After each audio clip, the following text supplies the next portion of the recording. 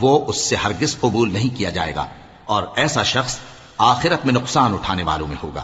اللہ ایسے لوگوں کو کیوں کر ہدایت دے جو ایمان لانے کے بعد کافر ہو گئے اور پہلے اس بات کی گواہی دے چکے کہ یہ پیغمبر برحق ہے، اور ان کے پاس دلائل بھی آ گئے، اور اللہ بے انصافوں کو ہدایت نہیں دیتا۔ ان لوگوں کی سزا یہ ہے کہ ان پر اللہ کی اور فرشتوں کی اور انسانوں کی سب کی لعنت ہے، ہمیشہ اس لعنت میں گرفتار رہیں گے۔ ان سے نہ تو عذاب ہلکا کیا جائے گا اور نہ انہیں مہلت دی جائے گی۔ ہاں، جنہوں نے اس کے بعد توبہ کی اور اپنی حالت درست کر لی تو اللہ بخشنے والا مہربان ہے۔ جو لوگ ایمان لانے کے بعد کافر ہو گئے پھر کفر میں بڑھتے گئے، ایسوں کی توبہ ہرگز قبول نہیں ہوگی، اور یہ لوگ گمراہ ہیں۔